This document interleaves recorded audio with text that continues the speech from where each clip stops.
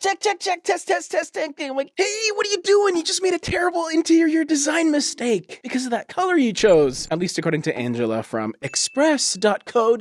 Today's a very special reaction about an article that was sent to me from one of our British viewers. And I've been to the UK my fair share of times, most notably Scotland. And I always find it interesting to investigate what other countries are sort of into design-wise, and for the sake of this video, what they're not into. Because this article is called Avoid Being Stuck in Last Decade's Trends, Living Room Paint Colors to Stay Away From. The focus is on living room paint colors specifically in this video, and just a bit of an explainer to begin the video. Your living room in the UK is kind of like your family room in the United States and Canada. It's essentially the room where your family spends the most time in, more casual. My Brits may also call it the sitting room, or if you go back further, I believe the lounge. It's sort of your hangout spot. North Americans, they don't really go in the living room. It's more of a formal space. Family room is more casual. It's where the family hangs out. So for the sake of this video, living room, sitting room, / family room, whatever you want to call it, these are colors that you shouldn't put in it, apparently. So the first one I'm pleased to see is white. Now, white is an extremely light and bright color, and a lot of people do gravitate towards it because of its cleanliness. It just looks really nice and modern and just minimal. It's going to reflect a lot of light back into the space. It's going to brighten up the space, and it's going to allow your accessories to stand out more because you don't have a vibrant color behind it on your walls. The big problem with white, though, is the practicality of it. That's kind of where my head's at. In terms of it not being trendy anymore, I guess, but I've never really gravitated towards white walls to begin with, mainly because in an area that you're going to be using a lot, the walls are going to get scuffed, they're going to get marked, and those marks will be extremely visible with white walls. I think if you do gravitate towards a very simplified, straight down, contemporary sort of feel, then go and enjoy your white walls. I really think it can look very good even today. My suggestion has always been maybe try an off-white instead, at least in the color testing process, because you might be able to get away with a color that has a little more depth, maybe a bit more forgiving in terms of those little smudges that may come to your walls, and also a little bit of coloration. So whether you want to go towards a more warmer side of things or cooler, with a greeny undertone, whatever you want to do, you can do that with an off-white because there's color in it. And it's still going to be bright and airy and fun, so I kind of half agree here. Number two, I'm sure a lot of you watching will agree with this one. It's gray, okay? And they spell it with the British E instead of A. I think that's how Canadians spell it too. But anyway, gray is heading out, and I think the more traditional approach to gray is really not trendy anymore. It's fallen out of favor. And the reason for it is because people don't necessarily need to rely on it as being the modern, up-to-date color. That's why gray became so popular, because it was so different from beige, which was popular before gray, which is popular again now. But I think painting the inside of your home gray really allowed you to feel like you updated your home because it was the cool modern thing to do, and it really complemented a lot of more modern materials like metallics and quartz and white marble and all that. It all just seemed to work perfectly together, and I guess there might have been that pressure to sort of go with gray because you don't want to feel like you're using last decade's colors, like this article is saying. So the suggestion that they're making here is we are just seeing more and more warmer colors coming into prominence, which I do agree with. I think that's a great direction to go in. It just feels more cozy and friendly and all that. But in the end, 5-10 years from now, we're going to be sick of that again. And then we'll probably come back to gray. So if you don't want to paint your walls for 20 years, you can wait for gray to come back in style, then,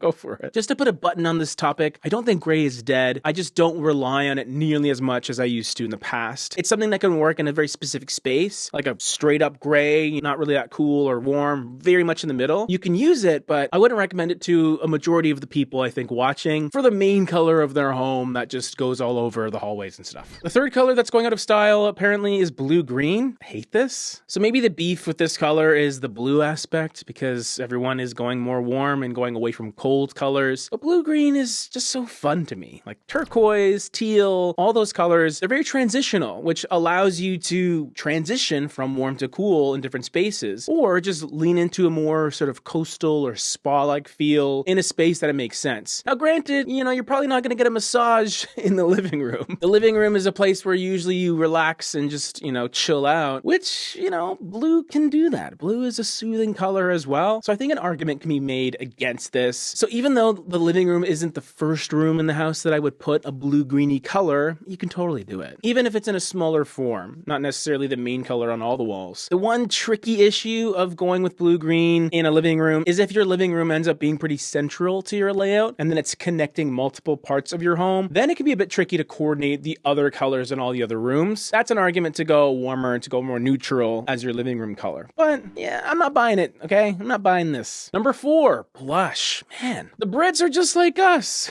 We're kind of getting sick of those pinky mauve colors, or mauve, and I'm not sick of them yet. I honestly still like the idea of pink in the form of undertones, just like those soft, blushy colors. They can really work for me, as long as it's the right space as well. Like, I'm not a huge fan of Barbiecore and the super glam aesthetic, but a very soft pink, it's great. I don't think it's a little girl's bedroom color either. I think you can use it in other spaces, especially when combined with whites and natural light woods like pine. Love that aesthetic. And pink in general looks really great with plant life, so if you have a lot of greenery, it's great. That being said, more heavy blush colors, like the one in the example on the website, yeah, that is a bit trickier to implement, especially in a living room. I think the living room and maybe even the kitchen, those are sort of the trickier rooms for me to justify going with a color like this. But if you went with a lighter variation, or maybe a more peachy color, like a little bit of an orange tinged pink, I think that would work nicely as long as it was on the lighter side of things. So, but blush as a bedroom color, my goodness, it's great, even today. And now we're having a beef with pastels, which, okay, so pastels is a whole category of colors. You can kind of think of it as tints of colors, which essentially is a color hue with added white, make it more powdery or creamy or however you want to describe it. So there's a lot of really great colors out there that can be defined as a pastel. And I think lighter colors in general, they're always going to be desirable for a lot of people because they're lighter. They're lighter, which means your room is going to feel lighter. It's going to feel more airy. So you don't have to rely quite as heavily on your lighting. Your walls will kind of act as a secondary light source themselves when you're going with those bright colors, because all the light's going to bounce off of it back into the space. Now, I guess I will concede a little bit based on the fact that instead of pastels, you can afford to go deeper with your colors. Not you specifically, but us in general as a whole. Now's the time to embrace not necessarily dark colors, but saturated colors. Choices that are more vibrant, that are more purposeful and clear. You don't have to analyze the undertones. They're just very in your face. And I'm all for that because I want to empower everyone to really go for the colors that they really love rather than the ones they think they should use. And a really saturated color that I'm very much into is right over here. We have an entire color palette that I put together with it. So maybe this is going to be your next color in your home. That'd be cool.